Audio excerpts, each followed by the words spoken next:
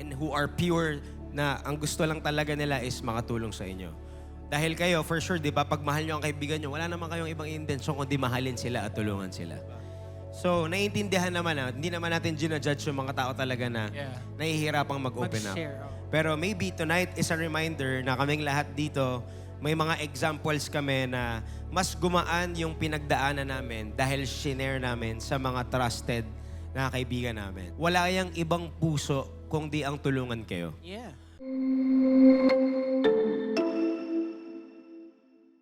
Hi, I'm RJ. Hi, I'm Japs. Hi, I'm Carl. Hi, I'm Jao. Hi, I'm Taneo. Hi, I'm Tomas. Hi, I'm Alas. Hi, I'm Mo. Hi, I'm RJ also. Hi, I'm Kael. And this is Kwento Live! Okay, masaya po itong edition na to dahil kasama namin kayo sa kwentuhan. Okay? At pwede rin kayo magtanong sa amin maya-maya lang.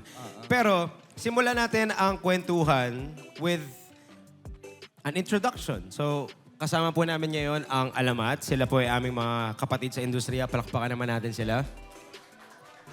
Ngayon, share lang namin sa inyo. Alam niyo ba guys, na early days pa lang ng Alamat, involved na kami somehow sa kanilang mga buhay. Nung time pa lang na nag-audition yung Alamat members, nagkakaroon na kami ng preview kung sino-sino yung mga naka-shortlist. So merong iilan sa kanila na panood namin actually yung mga audition. I think ikaw, I saw your audition. Shocking! Di ba nagkaroon tayo ng parang Zoom call nung pandemic? Binigyan namin kayo ng mga pointers, ganyan. So ang question for tonight is, ano ang first impression nyo sa The Juans members? Shocking!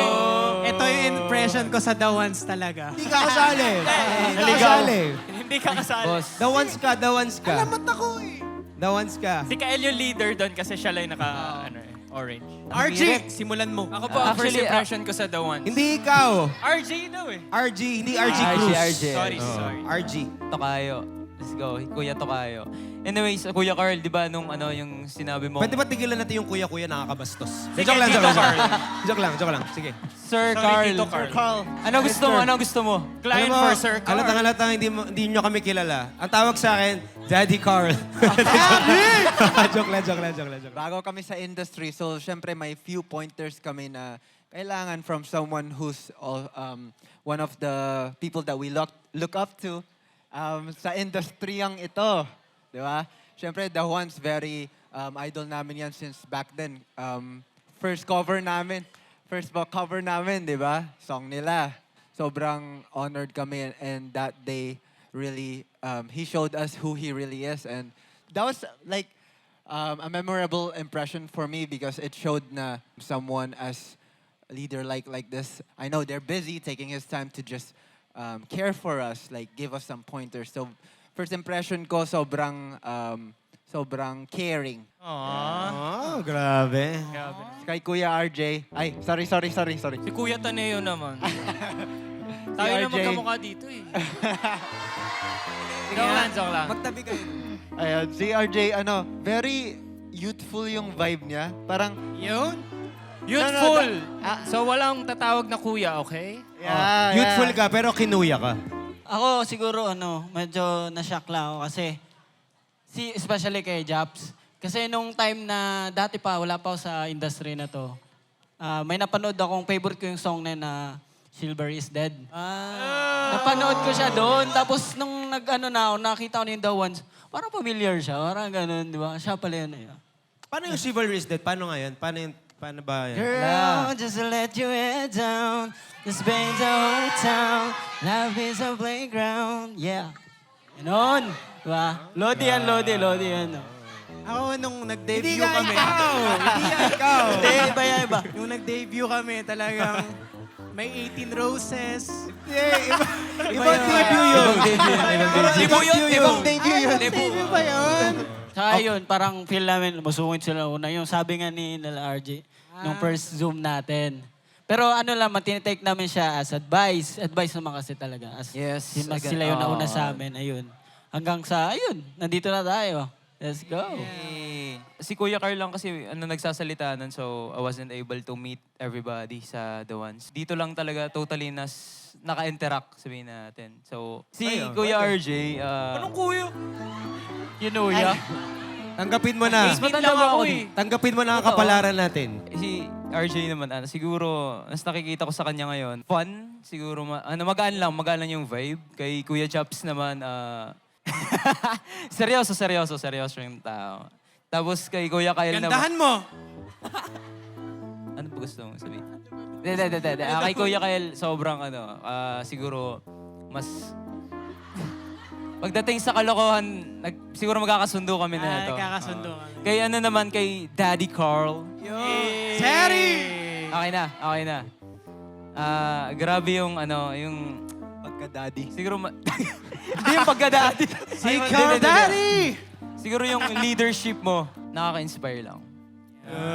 Thank you, bro. Salamat. Sunod, magiging leader na ako sa Alamat. Why not?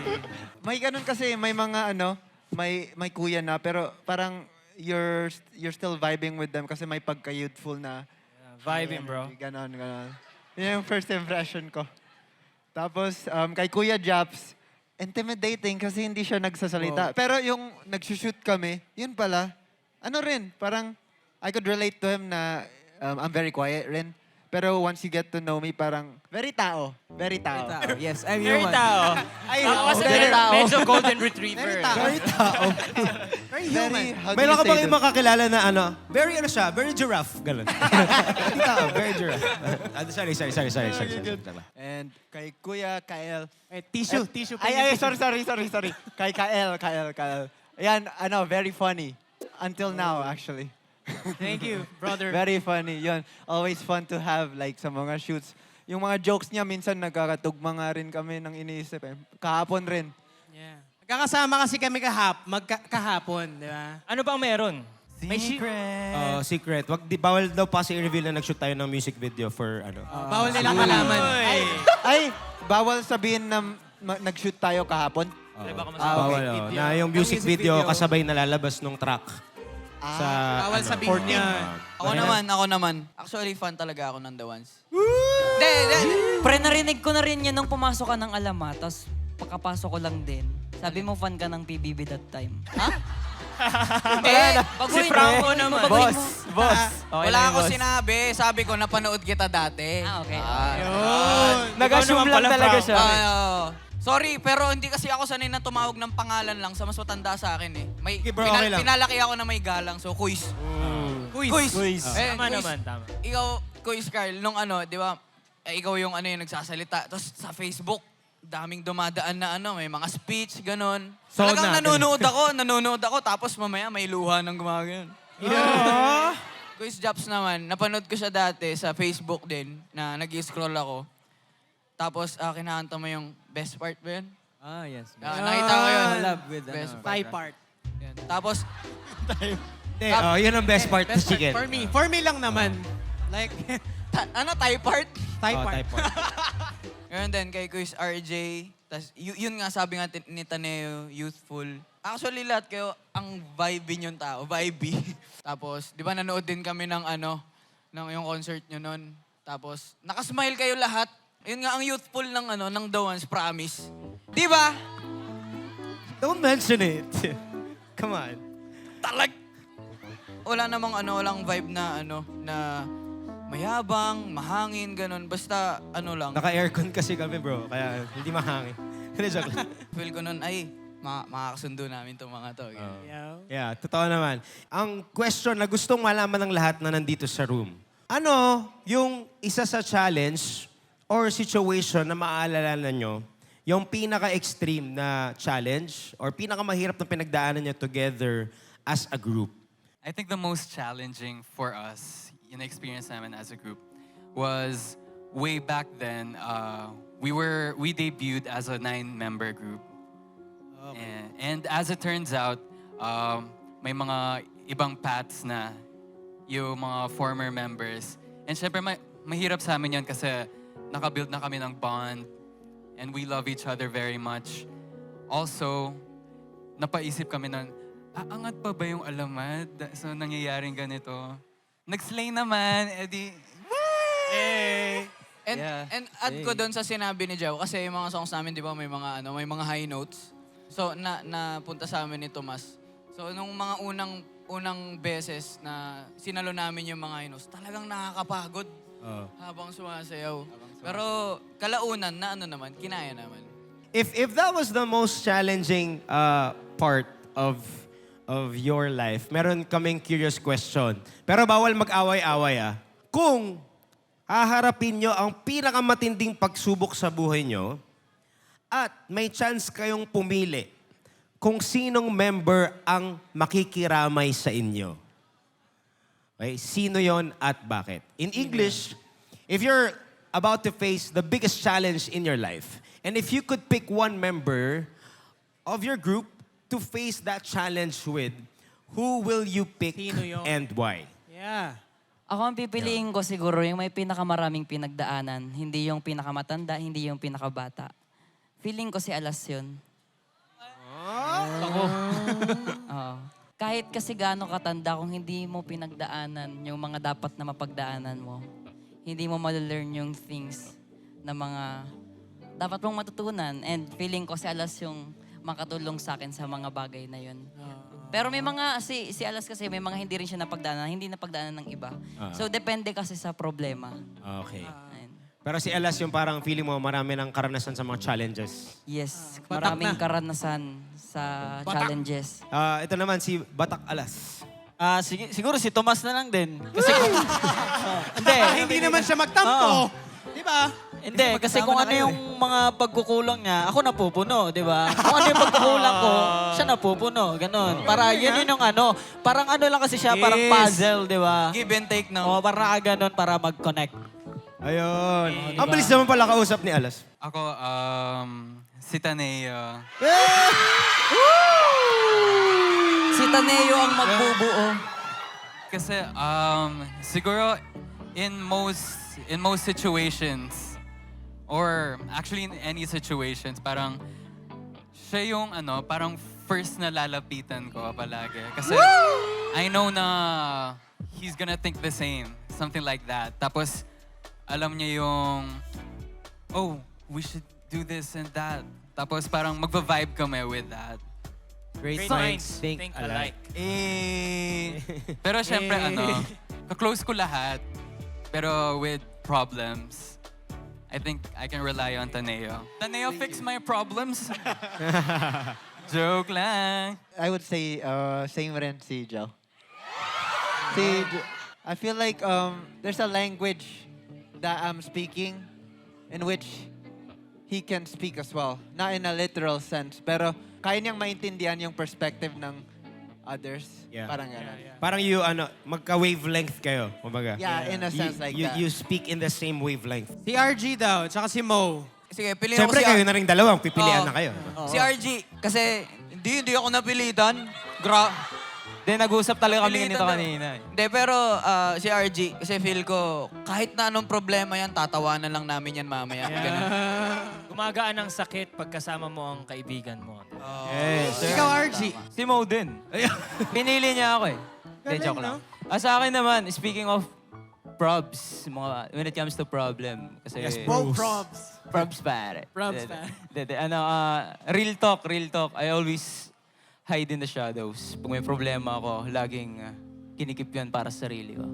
Kasi I don't want anybody na maapektuhan. Madamay sila sa problema ko. Pero pag di ko na kaya, gaya na sabi mo, pag matouch mo na yung moment na yun, doon na yun lalabas sunod-sunod. Yeah. Kasi si Mo, feeling ko siya yung taong nakakausap ko deep talaga, as in lalaki to lalaki, like walang filter, sabihin natin. Ganun. Yeah. Galing. Ang saya, no? Ang saya maging member ng Alamat. Yeah. Kasi pinipili nila yung isa't isa. Yeah. Now, speaking of sharing your problems, gaano ba ka-importante na sinishare natin yung mga problema natin sa mga kaibigang pinagkakatiwalaan natin? Especially sa mga trusted friends mo kasi it helps you, it reminds you na you're not alone. And then it also reminds you na no man is an island. Cliché man pakinggan pero totoo kasi na there's only so much problem, there's only so much struggle you can endure bago mo ma-realize na, shucks, hindi ko talaga kaya ng ako lang mag-isa. Someone na nakakaalam lang ng pinagdadaanan mo. Kasi yun pa lang, di ba, may comfort na doon na someone's with you sa pinagdadaanan mo. Paano daw natin malalaman na may pinagdadaanan yung isa sa atin kahit hindi sinasabi? Ano yung mga markers?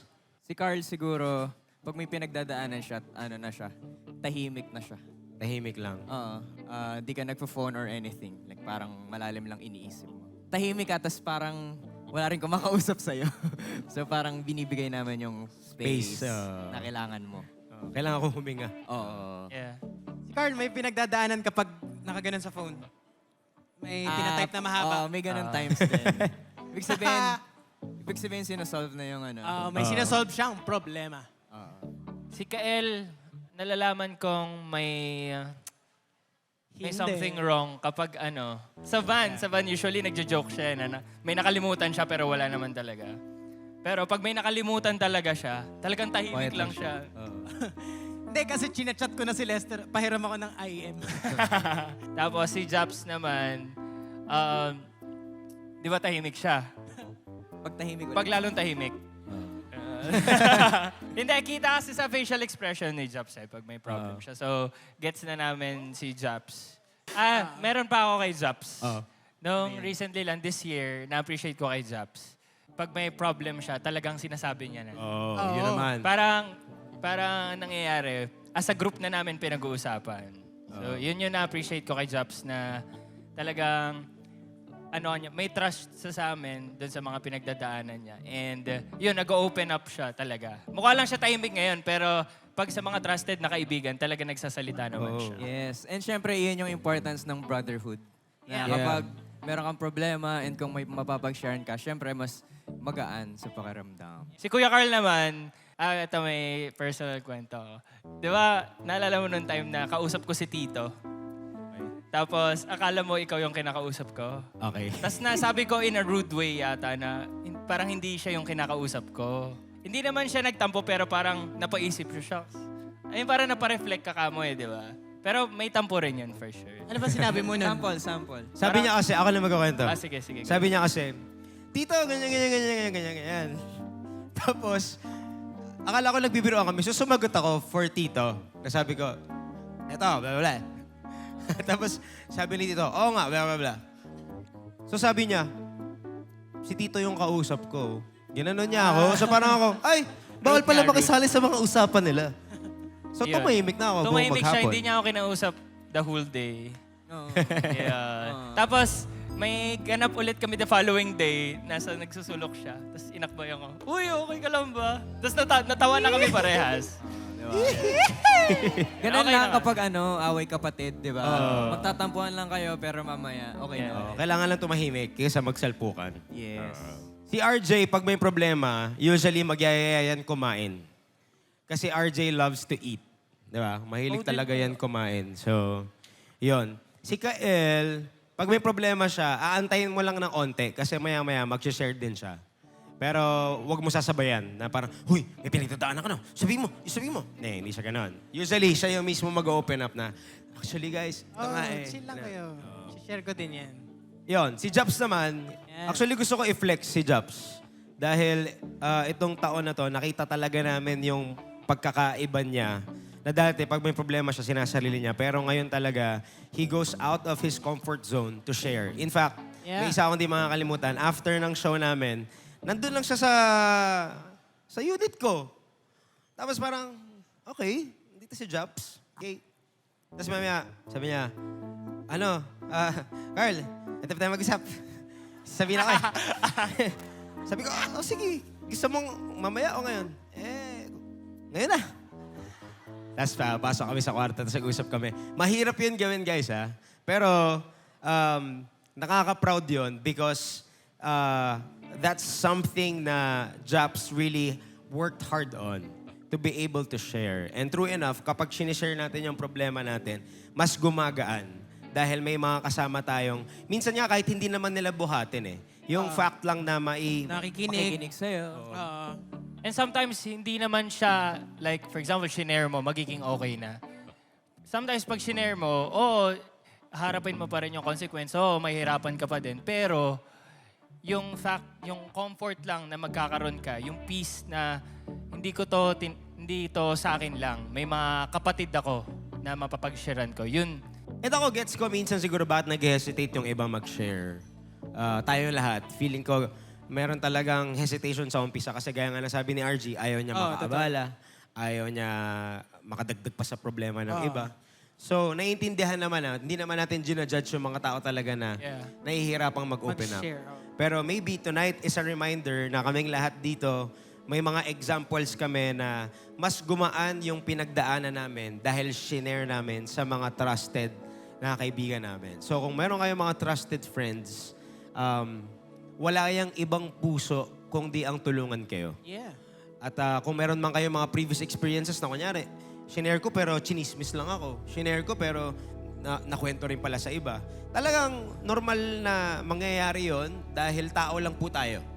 At minsan, imperfect person din yung kausap mo. In the same way na pag may nag-open up din naman sa'yo, imperfect ka din, di ba? Sino dito, masasabi nyo, never kayo nagkwento sa iba ng kinwento sa inyo. Diba? So, we are imperfect people. Pero, I think ang importante is we do not close our doors for those people who are willing and who are pure na ang gusto lang talaga nila is makatulong sa inyo. Dahil kayo, for sure, di ba, pag mahal nyo ang kaibigan nyo, wala naman kayong ibang intensyon kundi mahalin sila at tulungan sila. So, pagka may pinagdadaanan kang masakit, mahirap, ano ang mga coping mechanism mo na pwede mong i-share na practical? Ito, natutunan ko to sa radyo. Sabi, pag may ka daw, pinagdadaan ng problema, maglinis ka ng banyo. Bakit? Hindi man umokay yung problema mo, malinis naman yung banyo nyo. Tama. Hindi, pero in practical sense, tayo daw kasi, the more na nagdedwell tayo dun sa pag-overthink sa isang bagay na iniisip natin. Di ba parang depressing yung mood? Parang gusto lang natin humiga, gusto lang natin magsenti. Ayoko kumausap ng kahit sino. Isasara ko yung bintana ko. Silent ko yung phone ko. Minsan ganun, di ba? Pero ang practical step daw, kapag may mga challenges kang pinagdadaanan, is to actually move. Yun, yung sinabi kong paglilinis ng banyo, yun. Pwede yun. Physical activity. Physical, any kind or type of physical activity. Kasi it changes your focus from overthinking to actually doing something na may nangyayari, di ba? And doon sa example ko, totoo naman, luminis yung banyo nyo, di ba? So, merong progress na nangyayari instead of... Pero syempre, mahirap din talaga yun. It's easier said than done. Siguro, another practical step is damahin mo talaga kung heartbreak man yan, hindi ka natanggap sa dream job mo, di ba? Hindi ka natanggap sa course na pinag-applyan mo dahil may quota. Okay lang din naman na umiyak, di ba? Yung win mo dun is yung awareness sa sarili mo Yeah. na wala man ako ginawa pero aware ako na may kailangan akong gawin. And that itself is a win, di ba? Kyle, may problema ka ba? Madumi yung banyo namin, baka gusto mo lang linisin. Yan lang. At Madumi least din yung something banyo ko. physical, di ba? O sa alamat naman, kayo, paano kayo mag-cope sa problema? Sino mahilig kumain pag may problema? I love eating. Ay! I-add ko na rin sa sinabi ni Kuya Kael about sa sarili kasi I don't think we've mentioned, when we're mentioning love, I don't think we've mentioned it in a sense na to our internally. How we cope with the hardships in the industry. Since Gupit, it relates to heartbreak, how we cope with that, something like that. We have to not forget the love we have for ourselves, especially when we're loving someone else, because at the end of the day, the first relationship we have is with ourselves. So how we are externally is a reflection of our relationship with ourselves. So for me, very important na tignan ko yung relationship ko sa sarili ko. This is also a reminder to love yourself. Yeah. Make sure to love every inch of you. And yeah, Ganda na. yun. Yan, galing. Palakpakan naman natin, everybody. Are you guys enjoying this so far? Ito na nga. I think this will be a practical application. Di ba sabi namin sa inyo, pag may problema, mag-share. Kasi kadalasan, mas may solusyon pag nag-share kaysa hindi nag-share. Ako, if there's one thing na wini-wish ko na malaman ng mga wanistas, and alam ni Nicole to, every moment and every opportunity we have, gusto naming sana maramdaman nyo na sincere talaga kami when we say we wanna put value and add value to your lives. Kasi minsan, di ba, parang we do a lot of things, a lot of activities, na parang pag paulit-ulit, parang nagiging normal na lang. Sa flip side nung mga binibigay namin pagmamahal, may mga tao din nagsasakripisyo para mangyari yon.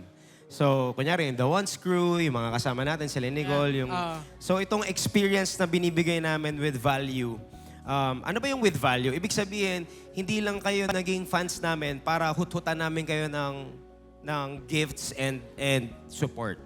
Pero ang gusto namin, as you support us, meron kayong naiuuwi na naibabaon nyo sa buhay nyo na magpapa-elevate din kung nasaan man kayo.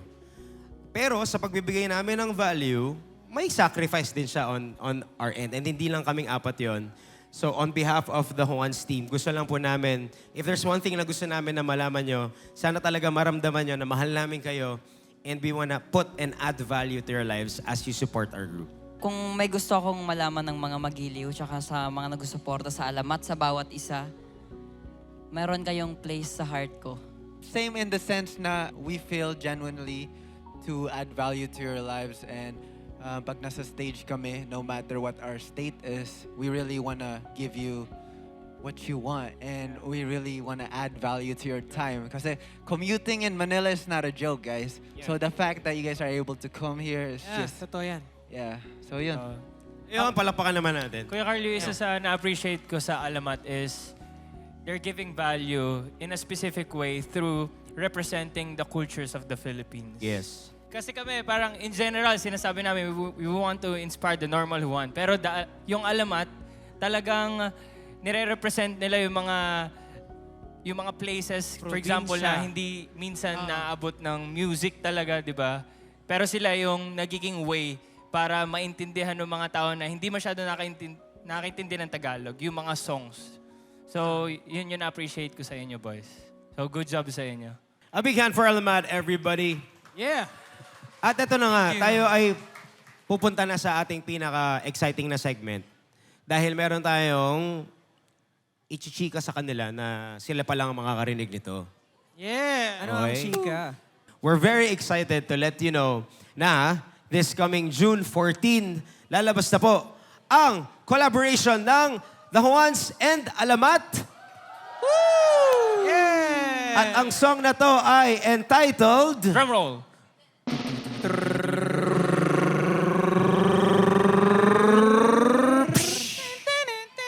Kwento Juan. Kwento. Juan. Oh, mamaya natin papakita. Mamaya na, para hindi mo naman Grabe makita. naman yung build-up. Oh, may build-up. Oo. Kasi, mamaya, mali mo, matuwa tayo. I-perform natin ng live bigla dito sa ano na to. Uy. Diba? Malay mo. Iyon Tapos- ay kung may energy pa yung mga nandito. Parang mahina kasi, boy. Kaya bakit magupit yung title ng song na to? Dahil bagong gupit si Alas. Yay. Saka si RG. Si RJ, ikaw. Hindi, same pa rin. Pati si Japs. Di ba, kultura sa ating mga Pinoy na kapag may pinagdadaanan or may kakagaling lang sa heartbreak, panigurado nagpapagupit yan. Or kung meron kang kaibigan na bagong gupit, ma-associate mo agad yan na, ay, siguro break na sila. Siguro may pinagdadaanan to sa love life. Di ba? Doon siya nagsimula. And doon rin siya nag-revolve sa struggle ng isang tao na kakagaling lang sa breakup. Ganyan. Mas mananamnam nyo siguro yung, yung song pag narinig nyo na. Pero basically, ang sinasabi ni Kael, isa sa mga coping mechanisms natin bilang mga Pilipino, yung pagpapagupit kapag na-heartbreak tayo, di ba? Pero, internally, aminin nyo, meron din pakiramdam na, bakit ka ba nagpapagupit? Para ba sabihin sa lahat na naka-move on ka na? o para makita nung ex mo kung ano yung sinayang niya? So, yun yung buong konsepto ng Gupit. At ito nga po yung aming pinakaunang collaboration with Alamat. So, gusto lang tanongin ng mga nanonood sa atin, kamusta yung experience nyo dito sa pagbuo natin ng song na to? How was it for you guys? Super slay. This collaboration, we learned so much from it. Hindi lang siya basta collaboration. Parang naka-feel na kami ng family with this. Mga kuya naming the ones. Making the song, shooting the music video, everything. It was just all fun. Yeah. Thank you for the fun. At interesting bit gusto ko lang i-share na yung rap part nito ay sinulat namin on the spot. Oo. So habang nagre-recording kami, wala pa yung rap, kulang pa yung rap bars. Kasi yung yung first pass na sinend sa atin, parang naiklian tayo dun sa rap part eh. Oo. So gusto hinabaan natin, natin. talagang Oo. magwala na sila sa rap. Diba? Yes, oo. At mamaya malalaman natin kung magwawala kayo dun sa rap. Oo. Okay? Eh! Kung ipa-perform natin. Oo, kasi handa. Palakpakan naman di kayo natin si handa. Kuya Carl. Hindi, joke lang. May question from the audience daw. Nasaan si Lazane? At Lezane. Zane. At Lazane. Yun ang kanyang... Ang tanong niya ay, bakit kaya madalas naiisip ng tao, pag hindi sila okay, may gawin sila sa hair nila? Either change hair color or pagupit. Bakit nga ba? Oh. Kaya sila nagpapagupit pag may pinagdadaanan kasi yung haircut has something to do with your confidence. Like, for example, feeling mo pag nagpagupit ka, new hair, new me, di ba? Na parang kasama ng mga gupit na nabuhok, yung mga memories, yung mga masasakit na memories. Buhok na nagupit. Yung buhok na nagupit. Ano ba sabi ko? Gupit na nabuhok. Ay, sorry. Sorry po. Pero gets nyo naman ako, di ba? Yes. New hair, new me. Ganon. So Okay. parang marker siya ng bagong season. Yes. Oo. Di ba nga kahit sa school, pagka start of the class, start na ng school year, school year. lahat tayo nagpapagupit, di ba? Oo, kasi kinakalimutan mo na yung mga hindi mo nasagot sa recitation last year. Naranasan niyo ba yung cut-cut? Ako naranasan ko Yung yun. cut-cut, yung sa CapCut, school, yung... Doon ako nag-e-edit eh. Ha? Hindi. Ay, yun yung... Yung pagka hindi ganun yung, ano mo, patilya mo, Okay. Sorry. kakat-katan ka. Gusto niyo ba ng snippet? Oh. Gusto niyo na marinig? Ano gusto nyo? Snippet o live performance? Dalawa lang daw Sige, pagbibigyan. play natin yung snippet. Hindi. What if snippet para marinig nila yung melody para mamaya sasabayan nila tayo? Okay. Hindi, gato. What if yung snippet may lyrics na din para alam nila kung ano yung words? Pwede. Tama. I-video nyo para may reviewer kayo. Ito, may naisip ako mas maganda. Ano yan? Ano yun? What if, bago natin i-play live performance, mag-play tayo ng snippet? Oo. Oo, Ako naisip tama. ko naman, pagka-play natin yung snippet, lalagay natin dito yung mga lyrics. Ako meron ako naisip. Ano? What if i-play na natin ngayon? Ako meron ako Like naisip. now na. Magsasara na yung Viva Cafe. May naisip si Alas. Ano yan? Wala, random Wala, lang. walang naisip. Okay, ready na po. Oh, ready na. Ready na kayo, Ready. guys. Are you guys ready? Parang di sila excited, guys. Mag-liwan isa! Let's go! This is Collaboration in 3, 2, 1, Gupet!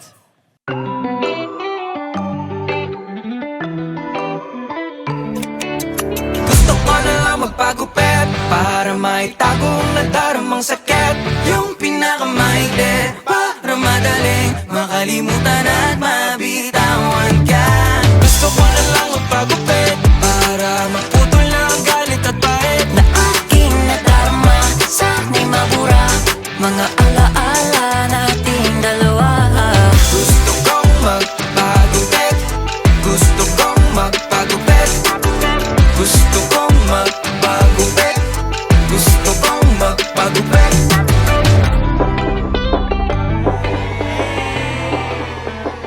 Excited na ba kayo?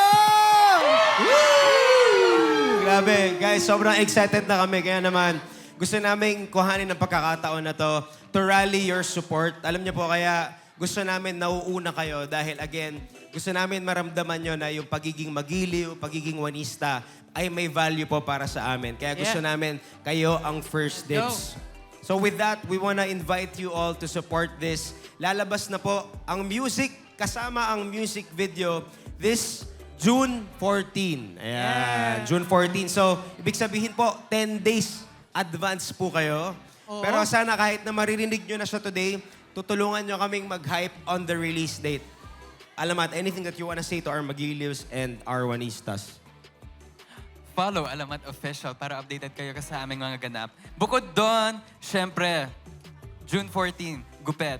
Stream it on all streaming platforms. Very shocking yung music video, guys. So, watch it. May mangyayari sa akin doon.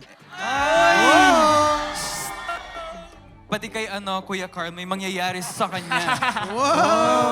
Actually, marami nangyari sa amin. Yes. At hindi ko po, ayoko lang pong spoil, pero yung bida po sa music video ay isa sa mga members ng Alamat. Hulaan. Wala niya kung sino. Kaya nakaturo sa akin. And meron din tayong Porket ba? surprise na leading lady. Oh, at may surprise, guys, na sikat sa TikTok doon sa music video na yon. Abangan po natin ang Gupit, The Juans, and Alamat collaboration. And thank you very much. Maraming salamat sa pakikinig. And Salamat po this has been... Kwento!